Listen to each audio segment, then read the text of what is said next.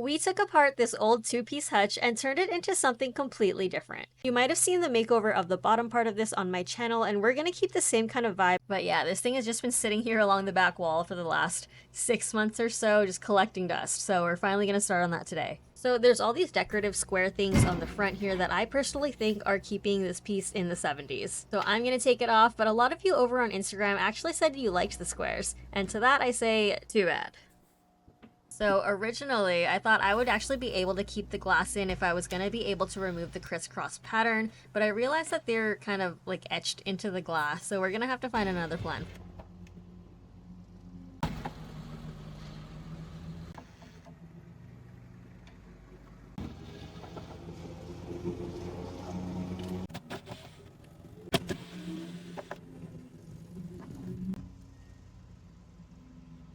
No.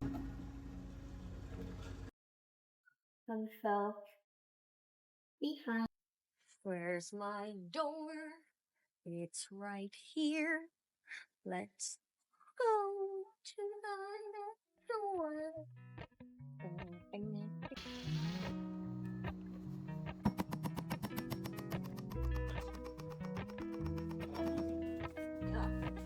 Oh.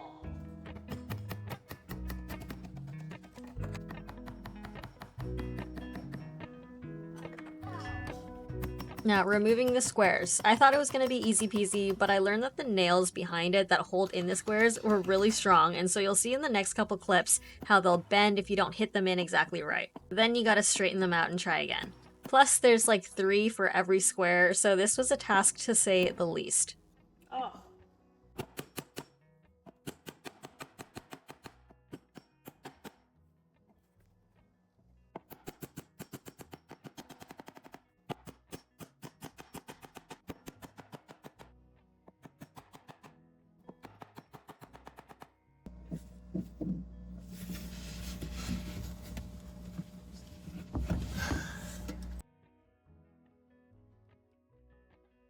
Kendall removed the nails from the back, but look at those nails. Like, is that really necessary? Those things were hanging on for dear life. They did not want to come out.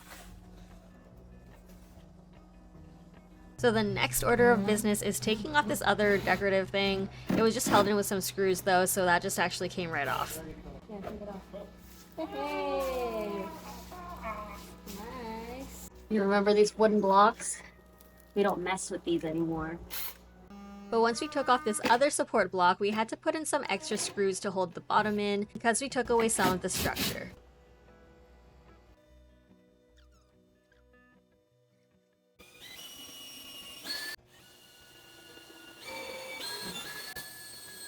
We've since gotten a countersink bit, but when we didn't have one, we just did it manually with a bigger drill bit, and then we'll just hide those holes with some Bondo later.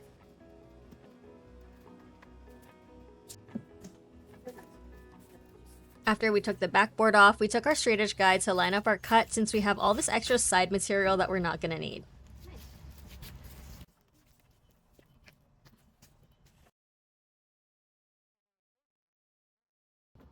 A circular saw is really the best tool for this right now. You can use a jigsaw if that's all you have, but for me, freehanding anything, especially a cut, is definitely not my forte. Not that it matters, because Kendall made the cut, but I'm just saying.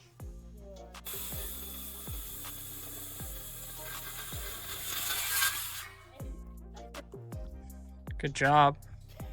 Thank you.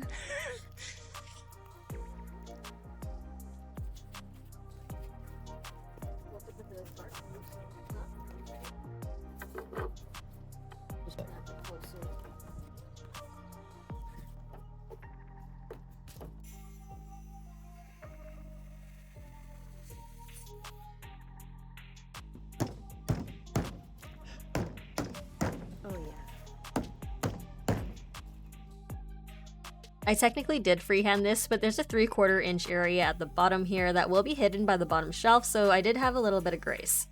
So now Kendall's mixing up some Bondo to fill in these holes where we added the screws to the side, and then Bondo's just really good for big repairs like this. It's probably overkill if you have some small cosmetic damage, but for big holes, it's the way to go.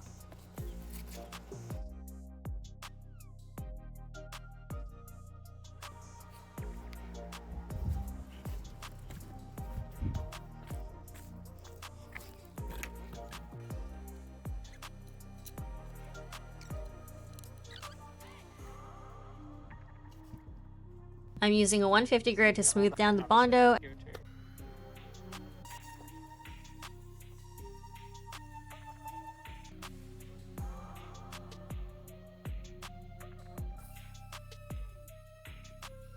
And then for the little square areas, I had to switch over to a smaller sander to get rid of some filler that we had on there as well. So something about this piece, it was largely made up of particle board, but it was covered in this beautiful walnut veneer, so I wanted to keep at least some of that intact.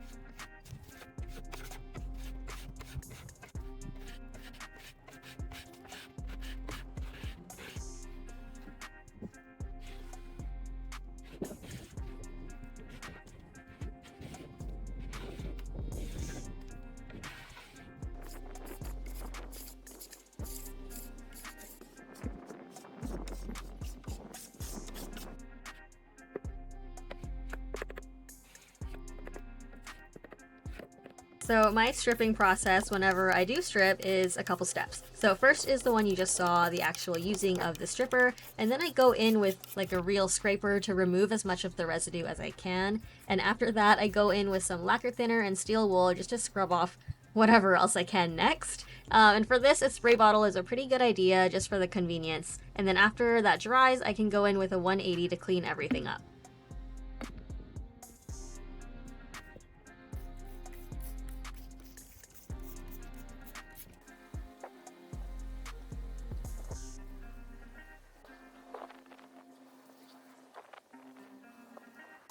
I actually lost the footage of me sanding down the top, so here's like a little stand-up video of that. So now the last step before we're done all of the prep is to scuff sand everything to get it ready for primer.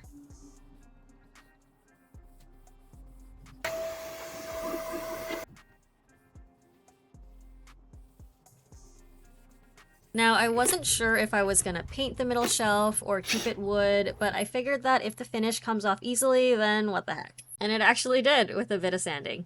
And then just look at how pretty that is once I wipe it down. Wetting it down also gives it like a color preview if you're planning to do like a clear finish, which is what I'm planning to do. So now I'm just covering up the top with some brown paper from another project that I'm actually reusing, and I actually like to cut it slightly smaller than my workpiece, and this way the paper will lay completely flat after I tape it. Because I find that once you leave overhang, the paper is just kind of like rigid and strong enough to make the tape want to start lifting.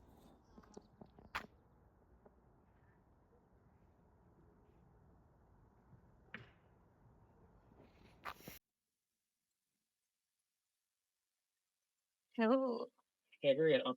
oh, okay. So these things out, you know. God, you're useless. That's not nice. Oh, you need help.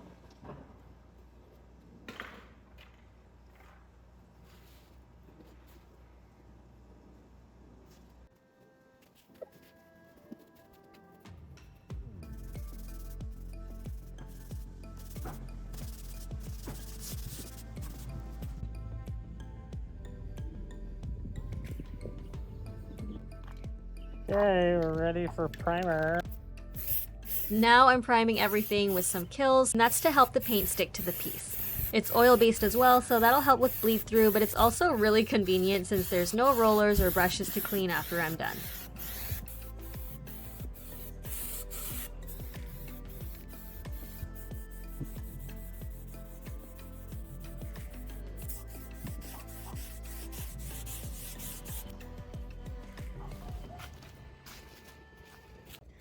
So we're gonna try some joint compound to fill in some of this exposed grain where we took off those squares. So I'm just gonna start by diluting it in a bit of water and brushing it onto any spots that have grain that I don't want to be visible.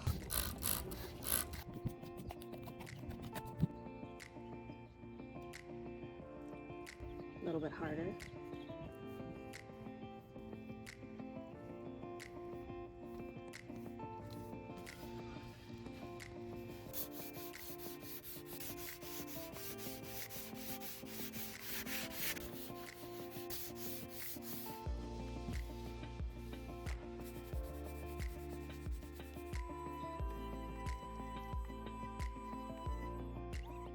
So now we're finally done with the prep and we can move on to painting. We're using Black Magic by Sherwin-Williams in their Emerald Urethane line, and this is such good paint, you guys. It is water-based, but it's like an acrylic hybrid with urethane added into the formula, so it performs like an alkyd paint, so it dries nice and hard. It does have a 4-hour recoat time, which is a little longer than what I'm used to, but that means it'll give it enough time to level itself out. I've done a couple projects with this paint now, and I'd really recommend it for doing difficult colors like black, where you can see every imperfection.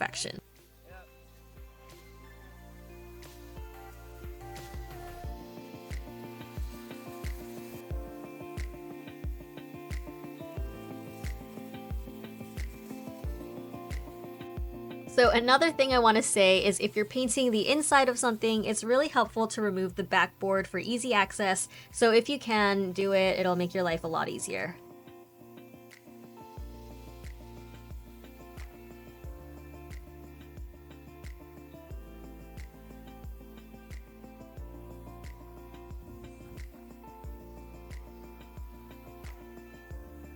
Now, I feel like I say this all the time, but using a sprayer to apply your color will give you such a professional and smooth finish. And while yes, there is an upfront cost, this one was around 400 Canadian, but it's so worth it, and it honestly pays for itself with the time you save and just the result, really.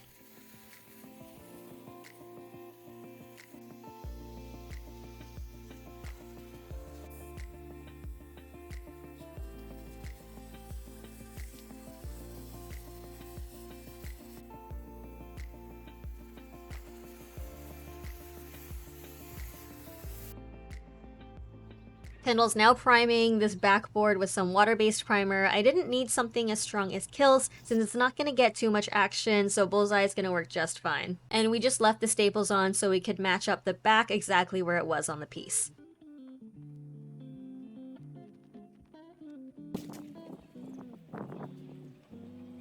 The second coat of paint is going on. I can't remember if we ended up doing a third, but usually the second coat is the full coverage coat. Okay, why don't you explain what's going on? Okay, so if you look closely, you can see that they're etched inside. So there's no way I can get rid of these lines, which are making it look a little bit dated. So what we want to do is we have this thin sheet of plywood, 1/4 inch, and we're just going to cut them to the size and stick them in here. Essentially, we're just replacing the glass with the plywood, and that way it'll just be a solid door. Now, a good thing about the straightish guide is that you can do rip cuts as well as cross cuts with it, so it's really versatile.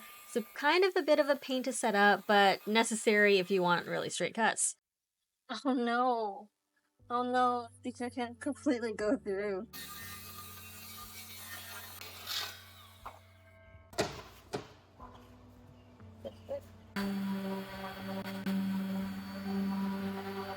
Doing some more grain filling here with that joint compound for a really cohesive look, because I don't want anyone to know that it's a fake panel. Okay, well, it's not fake, but it's not original.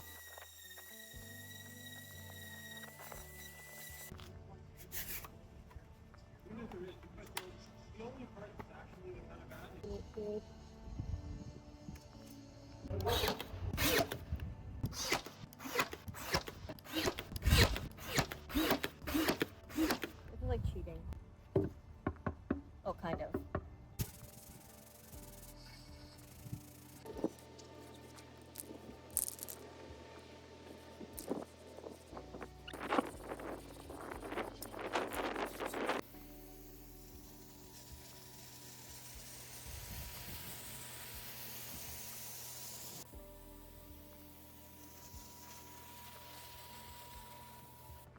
Okay, look, something happened to the panel after it dried. If you can see, it started bubbling, and I'm not really sure why, because I thought it was perfect before. But we looked it up on the internet, and apparently it's because water-based paint can loosen areas of the veneer that wasn't adhered to properly during production. But honestly, looking back at the clips, I think the bubbles were already there. But still, it was worse after paint. Learn from my mistake, inspect all wood that you're bringing home. But anyway, we had to fix it, and we did that by cutting it out and filling that with Bondo.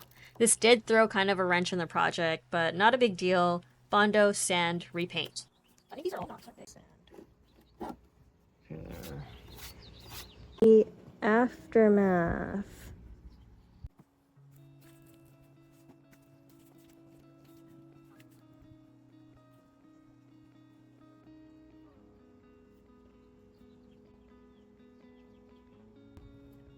Okay, already heard me.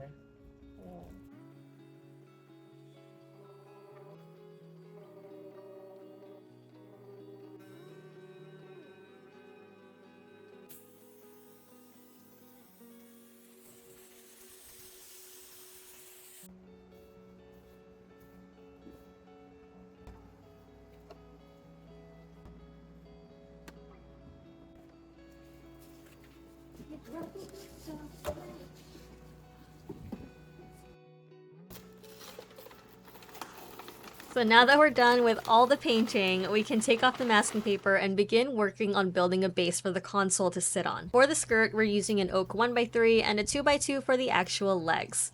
So what we're doing is just finding the middle on the piece and then Both of these. the middle of the base piece. And And then I'm just gonna line it then- out. Put it up like that.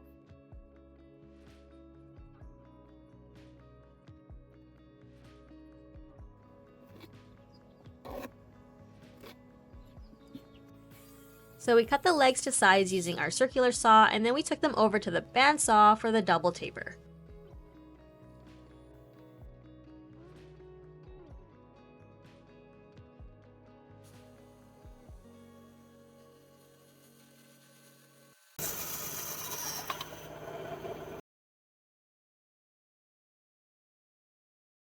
So to connect all our pieces together, we're going to be using this pocket hole jig by Kreg. It's been so helpful since it has a built-in clamp so we can keep doing pocket holes over and over. I did have a more simple pocket hole jig that I used to use in the beginning, and while it did get the job done, there's really no comparison. What are you doing? I'm coating all these screws in a bit of wax. It's supposed to help it go in smoother without cracking the board. So... Okay, so no one ever asked me this, but if you're looking for a good driver, this black Makita one is so good because number one, it's from that subcompact line, which means it's smaller, which means it's good for those of us who have small hands, me. But it's also got this soft drive feature, which is great for people like us who are doing delicate work and where we don't need the driver to go absolutely nuts and potentially wreck our project.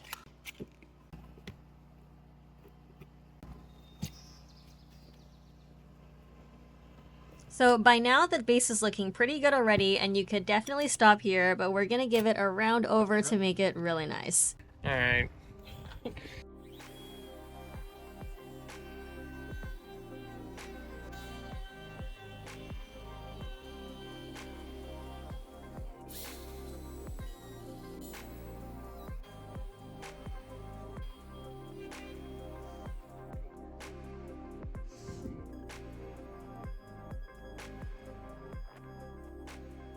We're filling in the seams with a bit of glue and then just sanding over it while it's still tacky. And when you do that, the dust from your sander will mix in with that glue and it'll just make the perfect color wood filler. Heading back over to the top of the piece, gonna give it one last final sanding with 180 before we can finish it. Okay, some mineral spirits. Clean off the dust. Mineral spirits for what? Cleaning off the dust, getting it ready for our next step.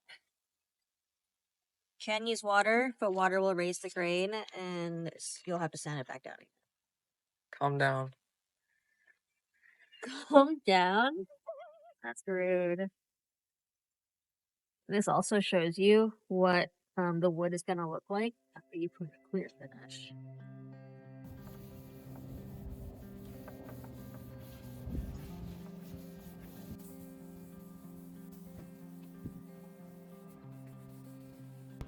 We're going to be using some Danish oil for the wood surfaces. This is great because it's a blend of oil and polyurethane, so that means it'll harden inside the wood and wouldn't give you that film finish effect. This stuff comes in a bunch of different colors, but for something like walnut, clear is all you need.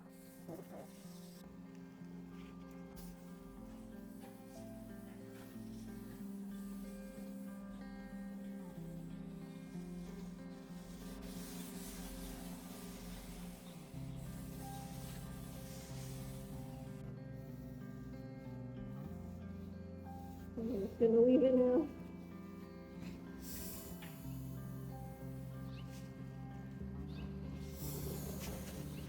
Okay, so everything's been routed. The edges are nice and smooth.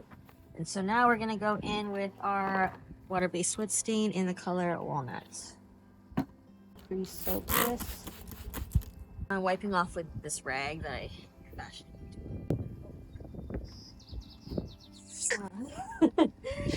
Gonna miss it first. What are you saying? So I'm missing it first.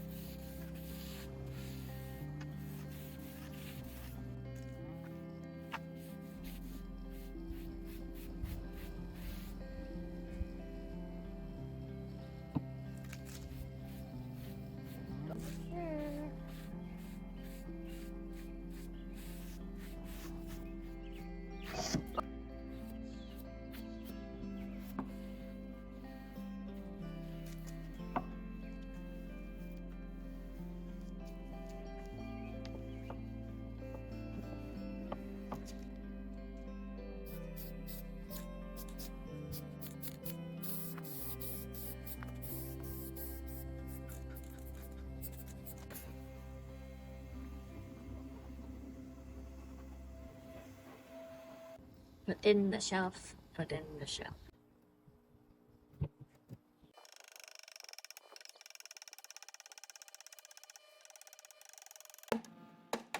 So I've noticed that Danish oil still makes it look kind of dry, so I'm going to go in with some feed and wax, which is a blend of orange oil and beeswax to really liven up the wood and make it nice and supple. And after I do that, I'm going to reattach the backboard and secure it in place with some extra brad nails.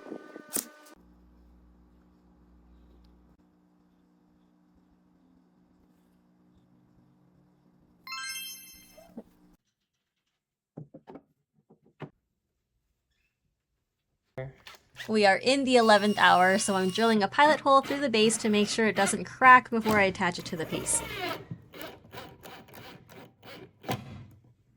And so, after all that work, we are finally done, but let's take it back to how we started. Remember, this was the top part of the two-piece hutch. We had to cut off so much material, we replaced the glass, we built a new base, and then after all was said and done, this is how it turned out. I personally think it turned out really well, but I would love to know your thoughts on this makeover, so leave me a comment below. And thank you so much for sticking around to the end. Please make sure to subscribe if you haven't already, and then Kendall and I will see you next time here on Holly's Garage. Bye guys.